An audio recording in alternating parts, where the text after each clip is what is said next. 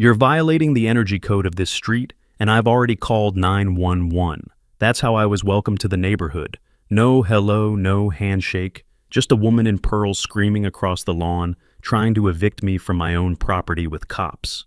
Tell me in the comment where you're tuning in from. I need to know if HOA nightmares like this exist outside my zip code. This wasn't just a rude neighbor. She was the self-declared queen of the HOA with fake rules-forged fines and a god complex. She tried to take me out, but I didn't just fight back. I turned the whole thing around.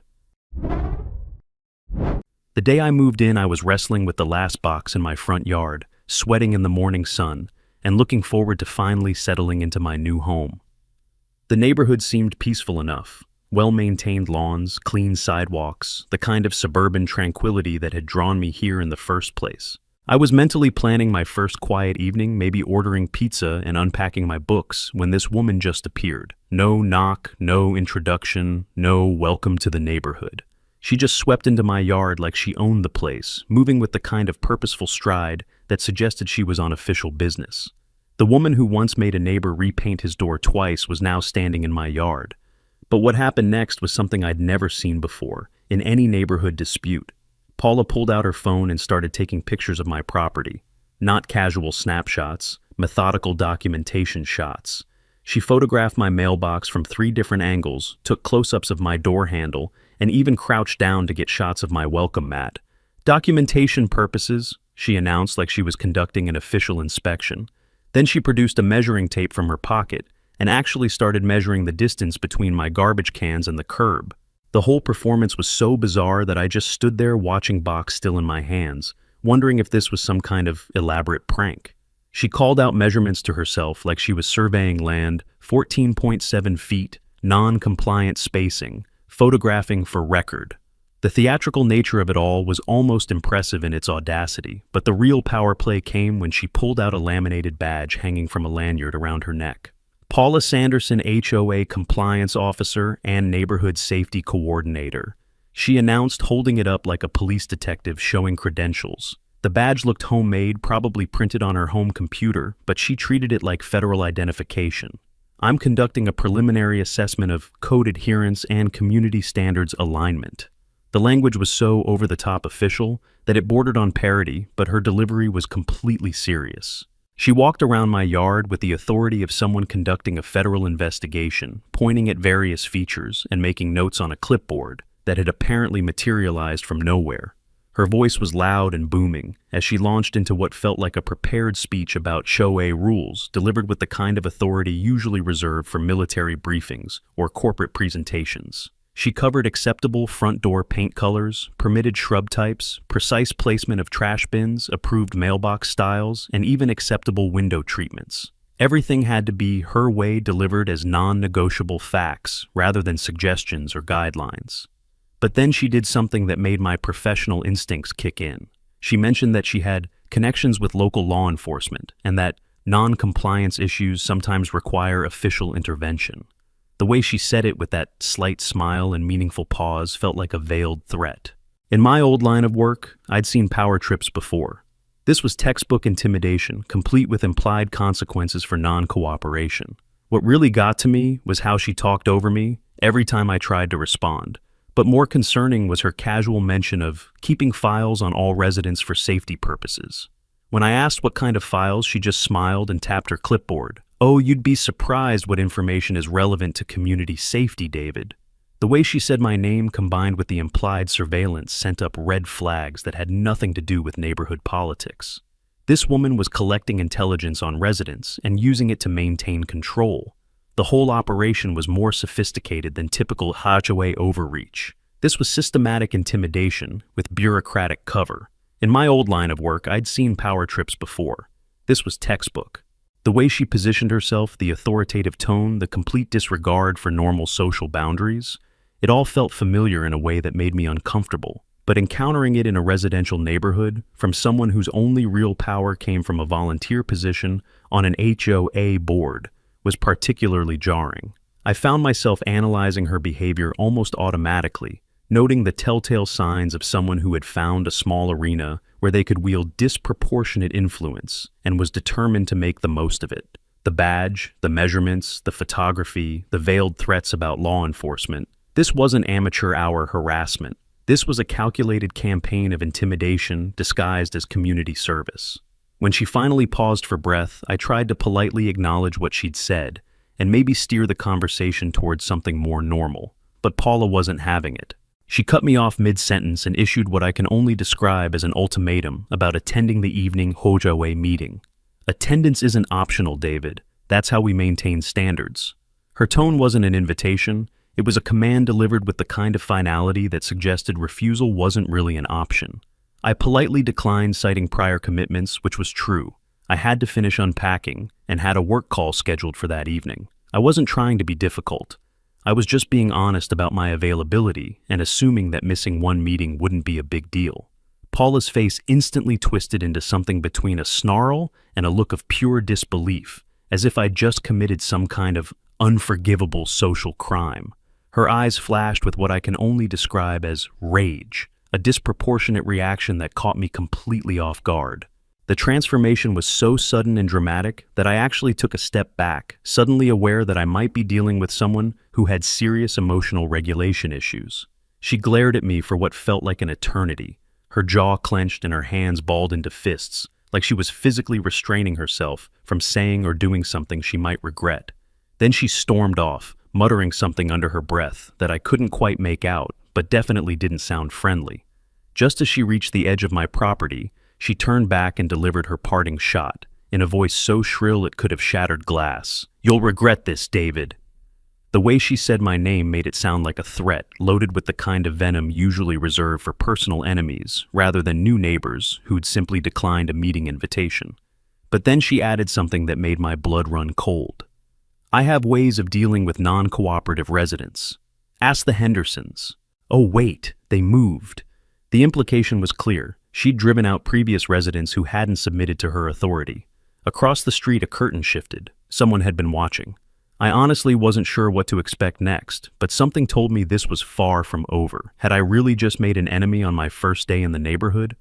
What kind of place had I moved into, and what kind of person was I dealing with in Paula Sanderson? After Paula's dramatic exit, I spent the next couple of days trying to convince myself that maybe I'd overreacted. Maybe she was just really passionate about community standards. Maybe I'd caught her on a bad day, but deep down I knew better. My work has taught me to trust my instincts about people, and every instinct I had was screaming that Paula Sanderson was trouble. Still, I hoped things would settle down and we could coexist peacefully. I mean, how bad could it really get over HOA rules? Looking back now, I should have known better. People who crave control the way Paula did don't just give up after one failed encounter.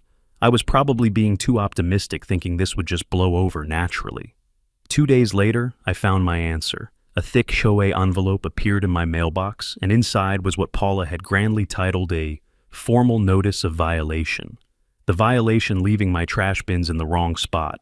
According to Paula's notice, the correct spot was in such an obscure corner of my property that I would have needed a treasure map to find it. The bins were supposed to be exactly 15 feet from the curb, aligned with the neighbor's fence post, and angled no more than 45 degrees from the street. I kid you not, she had actually included a hand-drawn diagram with measurements. She even included a tiny HOA logo on the diagram, like it was an official state blueprint. I stood there reading this thing, wondering if I was being pranked.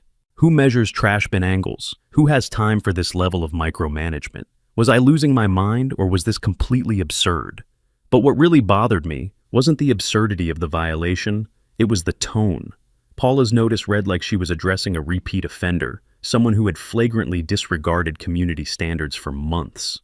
The language was formal and threatening, full of phrases like immediate compliance required and further violations will result in escalated enforcement action. I'd been in the neighborhood for exactly 48 hours, and this woman was already treating me like public enemy number one. I kept rereading the notice, thinking there had to be some mistake. Maybe this was meant for someone else. Maybe Paula had the wrong address. But no, there was my name spelled correctly and my exact address.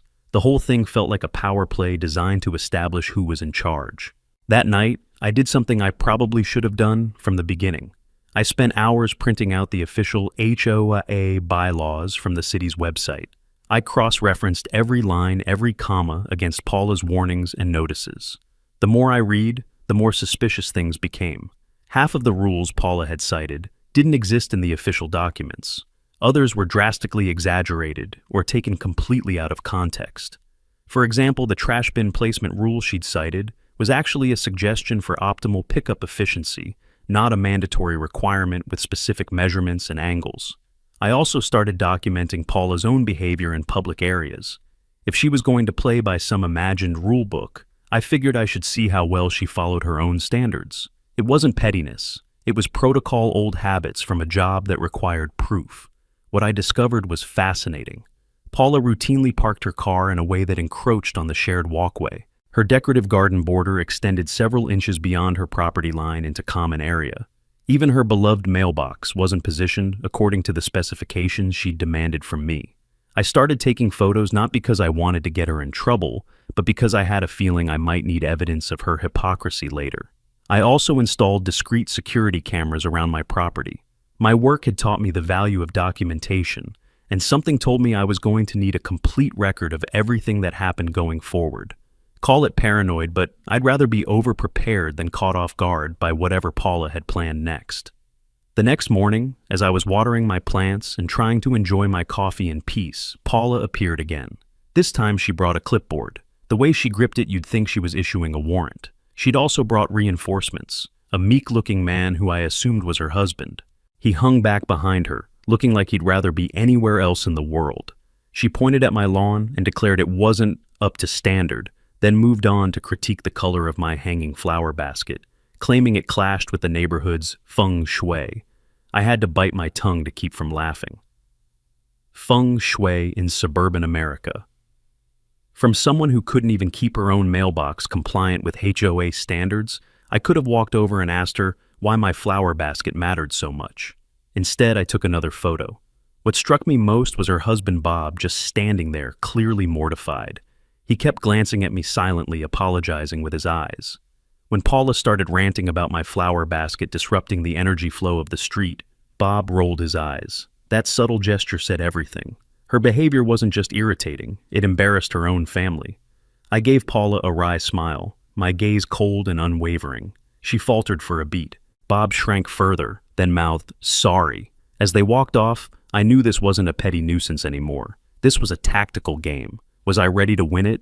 No signs of Paula, just silence. It was more unsettling than confrontation. I was in my garage organizing tools when my elderly neighbor from across the street approached me. Mrs. Evelyn was probably 70 years old, with kind eyes and a gentle demeanor that reminded me of my grandmother. She glanced over her shoulder twice before speaking, as if afraid Paula had ears on every porch. "David," she said in a low voice, "I've been hearing some troubling rumors about you on the neighborhood chat group. It sounds like Paula is deliberately trying to damage your reputation." I wasn't surprised, but hearing it confirmed still made my blood boil. What kind of person starts a smear campaign against someone they've known for less than a week, Mrs.? Evelyn went on to explain that Paula had been posting vague but concerning messages about the new resident who was disrupting neighborhood harmony and showing concerning antisocial behavior. She never mentioned me by name, but it was obvious who she was talking about. According to Mrs. Evelyn, some neighbors were starting to ask questions, wondering what I'd done to warrant such attention from the HOA president. The whole thing was so calculated and manipulative that I had to admire Paula's strategy, even as it infuriated me. She was isolating me socially before I'd even had a chance to meet most of my neighbors. It was like she was laying the groundwork for something bigger, and I had a sinking feeling I knew what that something might be. Was I being paranoid, or was Paula really orchestrating some kind of elaborate takedown? I was fixing a leaky pipe in my garden the next morning, covered in dirt and sweat, when everything came to a head. The work was noisy, I'll admit that, but it was barely past 9 a.m. on a Saturday, well within any reasonable noise ordinance. I was focused on the task when I heard Paula's voice rising above the sound of my tools. She was standing on her front porch phone pressed to her ear, speaking loud enough for half the neighborhood to hear. "Yes, officer, there's a suspicious man on my street who's unstable, and I don't feel safe with him nearby," she said, her voice dripping with false concern. I stopped what I was doing, not quite believing what I was hearing. Was she seriously calling 911 on me for fixing my own plumbing? Did she really think this was going to work? But Paula wasn't done. She continued her performance for whoever was on the other end of the line, describing my destructive activities that were threatening neighborhood safety. The whole thing was so absurd and infuriating that I had to take a deep breath to keep from losing my temper. She was making it sound like I was some kind of public menace, when all I'd done was politely decline to attend her meeting and fix a leaky pipe in my own yard. Someone across the street filmed on their phone. Another shook their head and walked inside. I felt utterly insulted, but my indignation quickly transformed into something else, a cold, calculating satisfaction. Because here's the thing I'd been preparing for, exactly this kind of escalation. Thank goodness I'd installed those cameras, because this was about to get very interesting. The wail of police sirens echoed through the quiet neighborhood about 10 minutes later. Officer Jenkins stepped out of his patrol car, giving me a scrutinizing look as Paula immediately rushed over to him, pointing dramatically in my direction. She launched into her prepared statement about my suspicious behavior and disruptive activities, carefully avoiding direct accusations, but using loaded language designed to cast me in the worst possible light. She described my aggressive confrontations with community members, apparently our brief conversations counted as confrontations, and my destructive activities that were threatening neighborhood safety. The whole performance was masterful in its manipulation, and I could see Officer Jenkins taking notes, his expression growing more serious. He adjusted his stance, eyes narrowing. "Let's see what we're really dealing with," he said. I just stood there, patiently covered in dirt from my plumbing work, letting Paula dig her own grave with words. But here's where Paula made her critical mistake. She kept talking, and talking, and talking. Every time Officer Jenkins tried to ask me a question or get my side of the story, Paula would interrupt with another embellishment or clarification. She was so convinced of her own authority and so desperate to control the narrative that she wouldn't let anyone else speak. Finally, when she paused for breath, I spoke calmly to Officer Jenkins. "Officer, I believe we need to clarify a few things here. I have evidence that might help." I reached into my pocket and pulled out a USB drive, handing it to him with a slight smile. "I have security camera footage of everything that's happened from start to finish. And here are the official HOA bylaws, which clearly state that I'm permitted to perform minor repairs on my own property without anyone's permission." Her hand twitched like she might grab it out of his palm, but she didn't. She couldn't. Officer Jenkins plugged the USB into his tablet, and I watched Paula's expression shift from aggressive confidence to dawning horror as she realized her own words and actions were about to be played back for a police officer. The footage clearly showed me doing exactly what I'd said, fixing a leaky pipe, while Paula stood on her porch making dramatic phone calls and gesturing wildly in my direction. It also showed our previous interactions, including her uninvited entry onto my property and her increasingly erratic behavior. Paula looked utterly exposed under Officer Jenkins's suddenly skeptical gaze. I knew I'd caught her completely off guard, but I also knew this was just the beginning.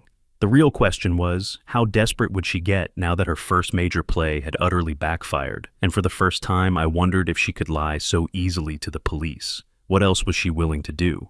After the police incident, Paula's behavior changed dramatically. Gone were the direct confrontations and theatrical performances. Instead, I started finding bogus violation notices tucked under my door almost daily. One morning, I found a yellow slip taped to my mailbox.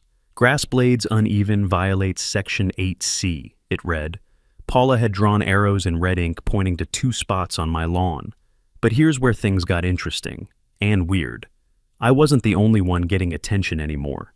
My neighbor Tom, 3 houses down, came by that Tuesday evening looking frustrated. "She cited me for having my recycling bin lid slightly open," he said, shaking his head.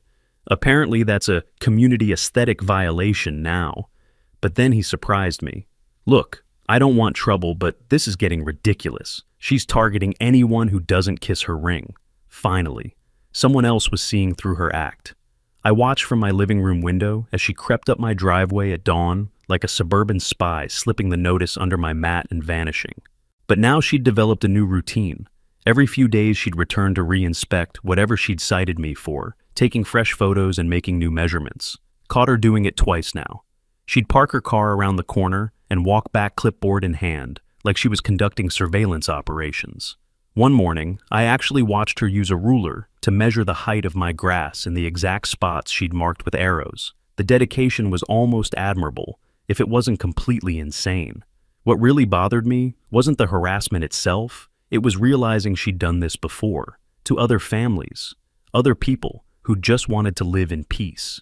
Through careful conversations with longtime residents, I learned about a family who'd been forced to move out just 6 months earlier. According to Mrs. Evelyn and a few other neighbors willing to talk quietly, Paula had waged a similar campaign against them, starting with minor violations and escalating to constant harassment and public humiliation.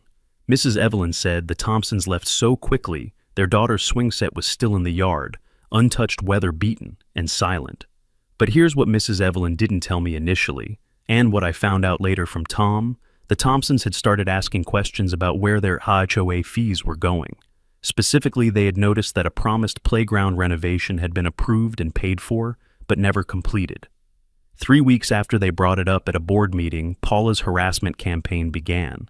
But I also uncovered something much more serious while reviewing HOA financial documents that I'd quietly obtained through public records requests. My dining room became a war room, files spread across the table, a budget sheets pinned beside blurry screenshots, and a map of the neighborhood with yellow markers. There was a large expenditure document for landscaping maintenance worth several $1,000s, supposedly signed by John Mitchell, the HOA treasurer. The problem was obvious once I looked closely. One document was signed John Mitchell, but Mitchell doesn't dot his I.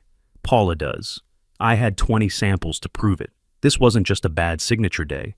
This was systematic fraud. Could Paula really be that brazen? Was she actually stealing from the community? The evidence was staring me in the face, and suddenly, her desperate need to control the narrative made perfect sense. I spent several sleepless nights gathering handwriting samples and cross-referencing documents. I collected samples of Paula's handwriting from all the violation notices she'd sent me, comparing them to the suspicious signature on the financial document. I ran the signatures through basic pattern software. Even with the disguise, 82% of the loops and pressure patterns matched Paula's known writing. More damning was what I discovered when I actually visited the location where this expensive landscaping maintenance had supposedly taken place. As I was photographing the unused landscaping site, her SUV turned the corner. I ducked behind a hedge, heart pounding like I was back on an old stakeout. The area was still a barren lot, exactly as it had been for months, according to my photographs and neighbor testimonies. Thousands of dollars had been paid for work that was never performed, and Paula's fingerprints were all over the documentation. But the breakthrough came from an unexpected source.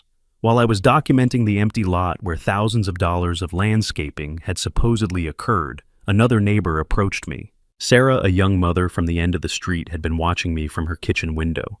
"You're investigating her too, aren't you?" she asked quietly. Turns out Sarah was an accountant, and she'd been noticing irregularities in the HOA financial reports for months. I wanted to say something, but after what happened to the Thompsons, she trailed off. But then she surprised me. I kept copies of everything. Bank statements, contractor receipts, board meeting minutes. I've been building a file just in case. Another person who had recognized Paula's pattern and started fighting back. This was bigger than I'd thought. I also started having quiet conversations with former HOA board members, being careful not to reveal too much about what I'd discovered. What I learned was fascinating. Paula had been powerful and seemingly unshakable for years, but recently some longtime residents had grown tired of her increasingly erratic behavior. There was a quiet vote of no confidence brewing within the community, but people were just too intimidated to speak up publicly. Several residents mentioned that they'd noticed irregularities in HOA finances, but hadn't known how to address them without becoming Paula's next target. Then I met David Brooks, a former board member, who had resigned in frustration 2 years earlier. "She doesn't just bend rules," he said. "She breaks them, then she rewrites them to cover her tracks." I tried to bring up some questionable expenses once. Next thing I knew, she was citing me for violations that didn't exist a week before. The breakthrough came when I arranged a private meeting with John Mitchell himself. He was initially terrified to talk to me clearly, afraid of what Paula might do if she found out. But when I presented him with evidence of the forged signature, his reaction told me everything I needed to know.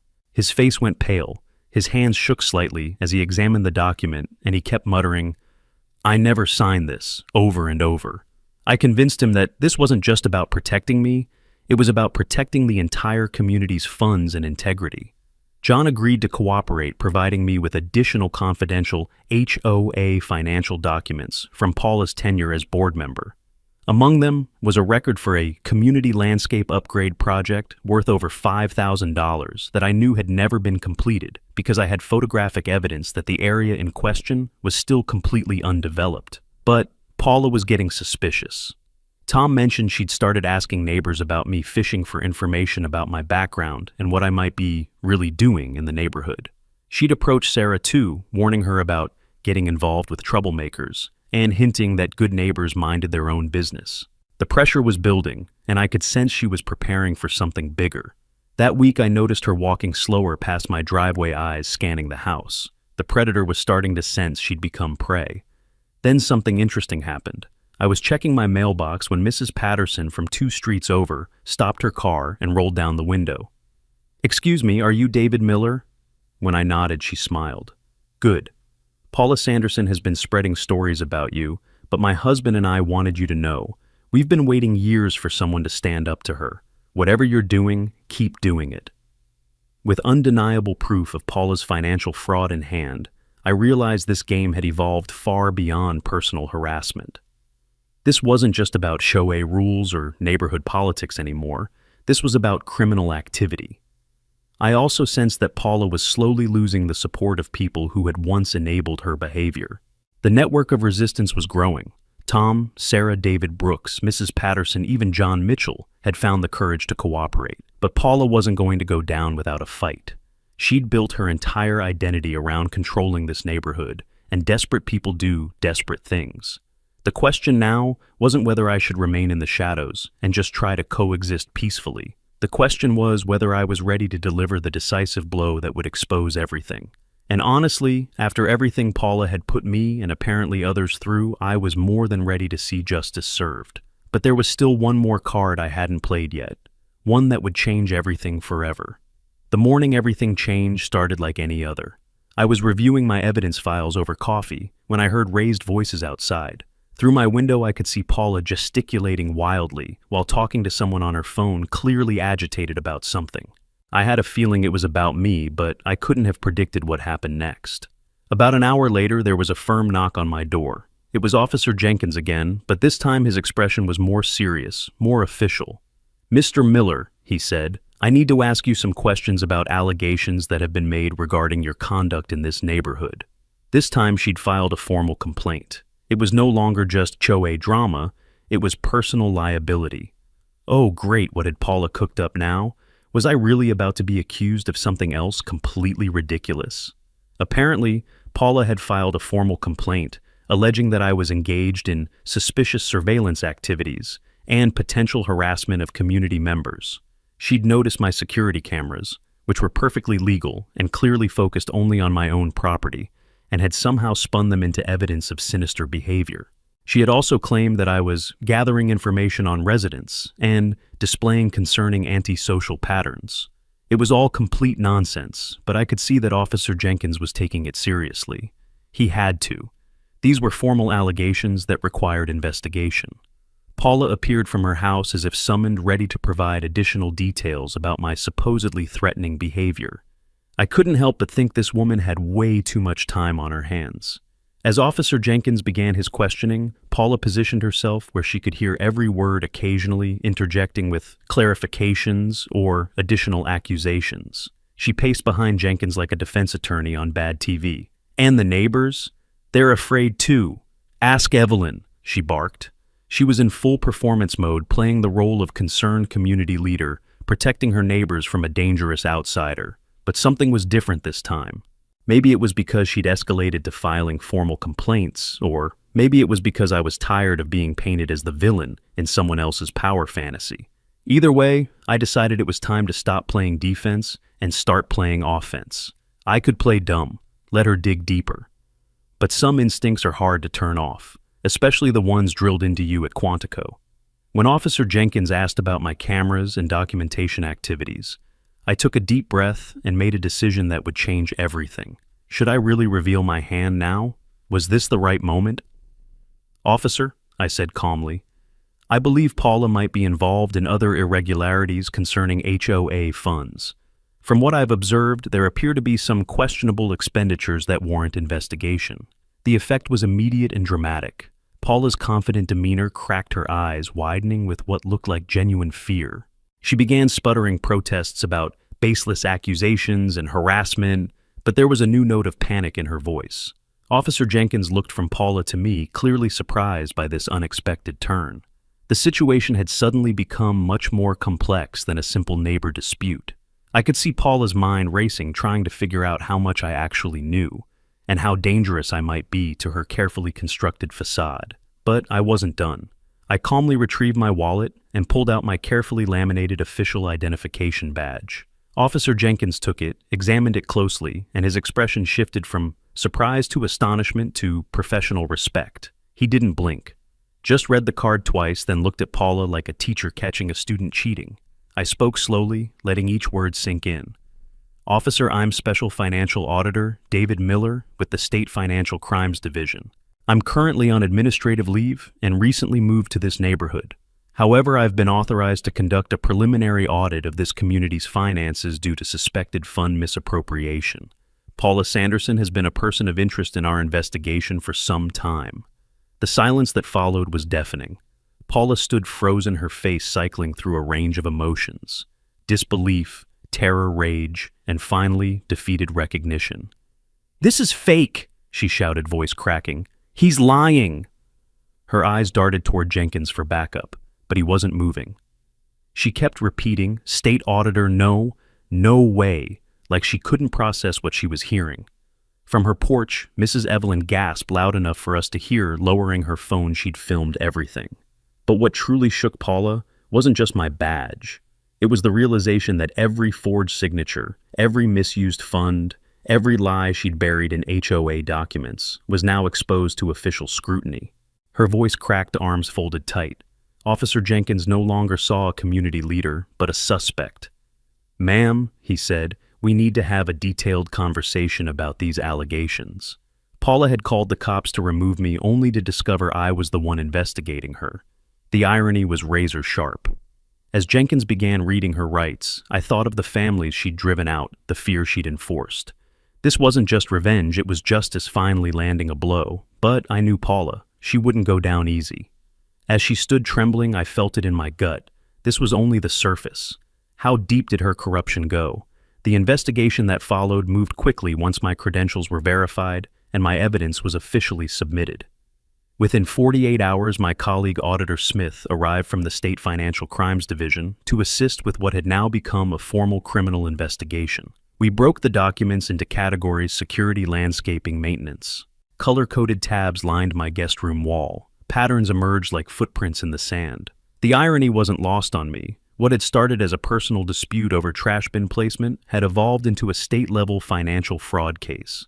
Paula's attempts to intimidate and harass me had inadvertently exposed years of systematic theft from community funds.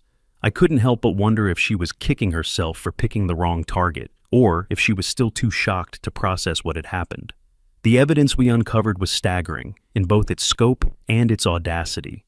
The landscaping project was just the tip of the iceberg.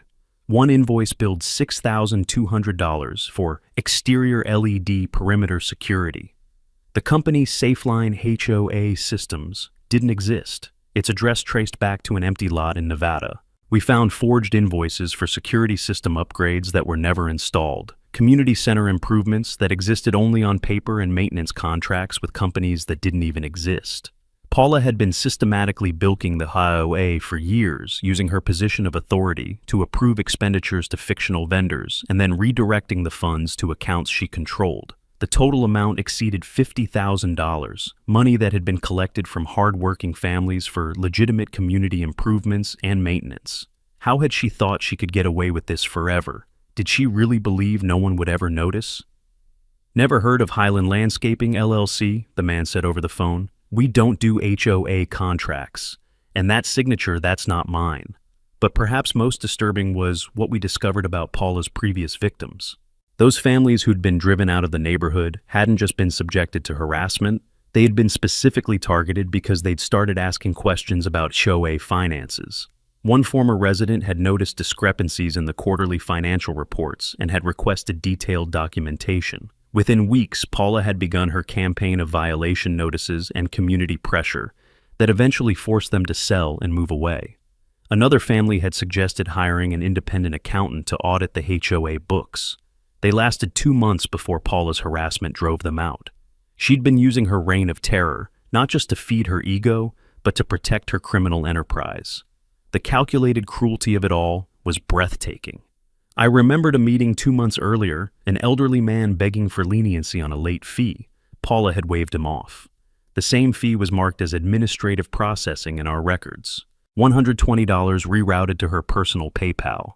We also uncovered evidence that Paula had coerced at least 2 residents into signing non-disclosure agreements after they'd complained about questionable fees and expenditures. She'd convinced them that legal action would be expensive and time-consuming, and that signing the agreements would make their problems go away. In reality, she'd been buying their silence to prevent them from discovering the full extent of her fraud. John Mitchell, the treasurer, had been kept in the dark about most of the financial irregularities through a combination of intimidation and document manipulation. Paula had been intercepting financial reports and presenting altered versions to the board while keeping the real records hidden in her personal files. The web of deception was incredibly sophisticated for someone who wasn't even a professional criminal. John's hands trembled as he placed the folders down. "I kept my head down too long," he said. "But if you're taking her down, I'm in." Now came the moment I'd been dreading, the community meeting where everything would come out. Honestly, I wasn't sure how this would go. Would people believe us? Would they rally behind Paula, despite the evidence I'd spent years presenting findings to corporate boards and government officials? But this felt different, more personal. These weren't just numbers on a spreadsheet. These were neighbors who'd trusted someone with their money and their community. The conference room at the community center was packed with residents, many of whom had never attended an HOA meeting before. Mrs. Evelyn was there, along with dozens of neighbors I'd never met, but who had apparently been following the drama from a distance. The energy in the room was tense, expectant. People knew something big was about to happen. When Auditor Smith began presenting the evidence of financial fraud, the room erupted in gasps and angry murmurs. But it was when we showed the forged contractor receipts that things got really heated. Board Secretary Carla balked. "This feels like a witch hunt," she snapped. But when we showed the forged contractor receipts, her face turned pale. Then Tom stood up from the back row. "Witch hunt? Paula fined my wife $200 for having our porch light on during the day. Said it was wasteful. Now I find out she's been stealing from us." His voice was rising, and other people started murmuring agreement. Mrs. Patterson slammed a printed copy of the financial report down on the table so hard it made everyone jump. "She told my daughter her tricycle was a traffic hazard, made her cry, all while stealing our money." The room was getting heated, voices overlapping, as people shared their own stories of Paula's harassment and arbitrary fines. John Mitchell stood up during the presentation, his voice shaking with a combination of anger and regret. He publicly apologized for not catching the irregularities sooner and announced his intention to cooperate fully with the investigation. Mrs. Evelyn also spoke, sharing her own experiences with Paula's harassment and expressing relief that the truth was finally coming out. A young mother stood up holding back tears. "She fined me $300 for a baby gate, said it ruined community appeal. Now I know where my money went."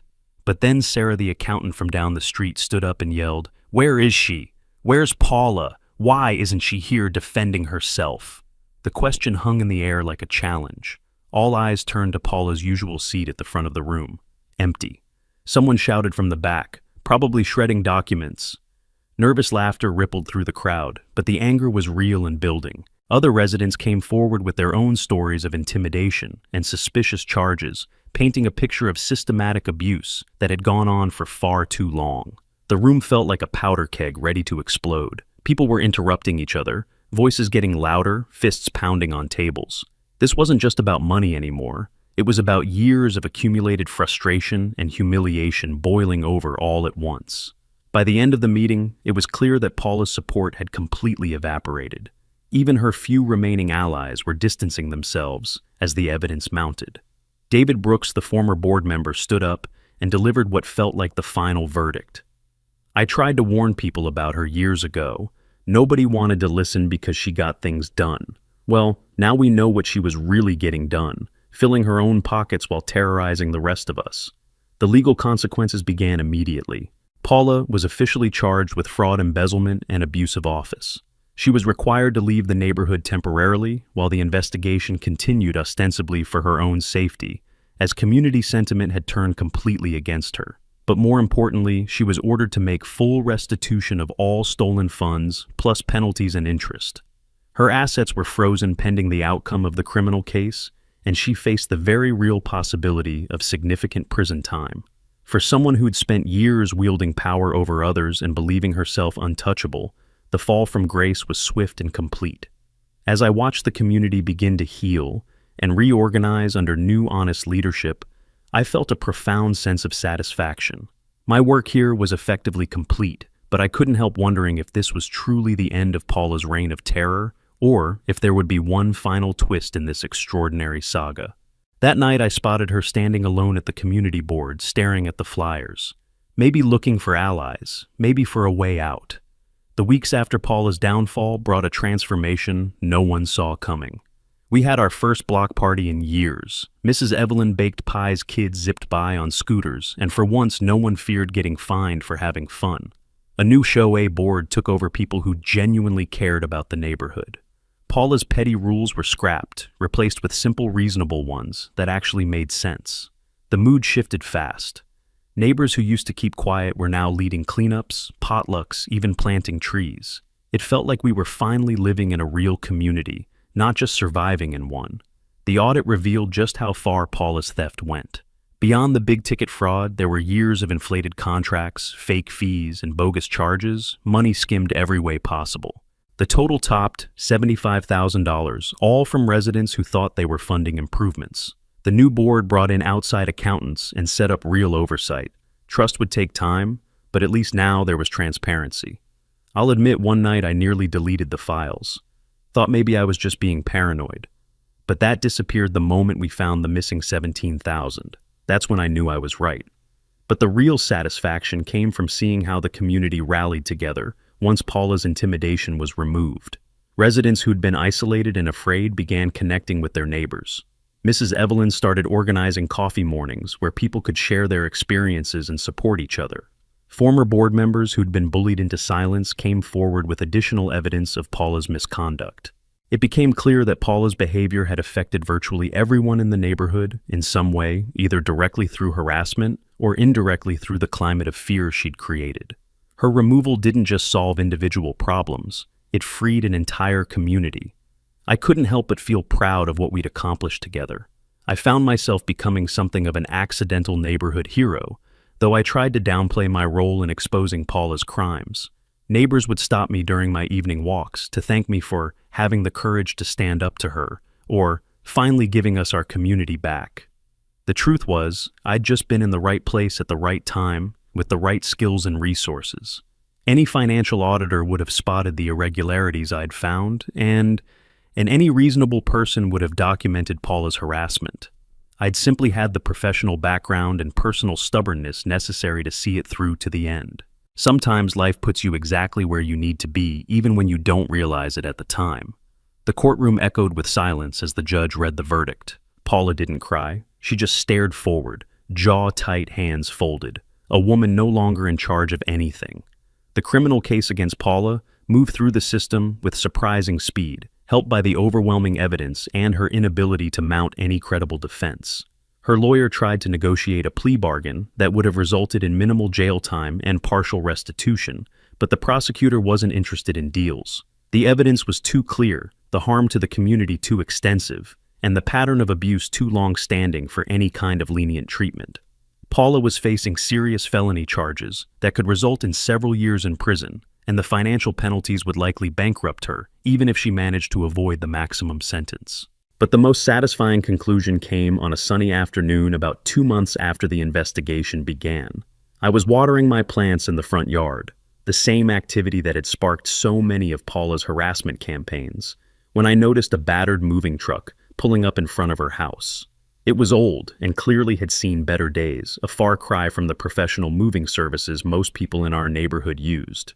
Curious, I glanced over and saw Paula herself directing the loading, looking utterly defeated and completely alone. Her perfectly styled hair was disheveled, her clothes wrinkled, and her entire demeanor radiated defeat and desperation.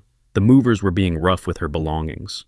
One of her decorative flower pots slipped from a box and shattered on the driveway. She just stared at the pieces for a moment before kicking them toward the gutter. When our eyes met across the yard, Paula froze. For a moment, we just stared at each other. The woman who'd tried to destroy my life through harassment and false accusations, and the man who'd ended up exposing her years of criminal activity. Mrs. Patterson was standing in her doorway, arms crossed, watching every detail of Paula's departure with obvious satisfaction. Tom walked by, slowly pretending to check his mailbox, but clearly enjoying the spectacle. Even the kids on their bikes had slowed down to stare. "You ruined my life," she muttered, as the movers loaded her last box. I shrugged. "You did that all by yourself." She climbed into her car, but the engine wouldn't start on the first try, or the second. Each failed attempt echoed through the quiet neighborhood like a final insult. Click, click, click. Finally it caught, and she pulled away from the curb with a grinding sound that suggested her car was as worn out as her authority. Her car turned the corner. For the first time, no one watched from their window in fear. They watched with curiosity, with closure. As Paula's moving truck pulled away from the neighborhood she'd terrorized for years, I felt something settle in my chest.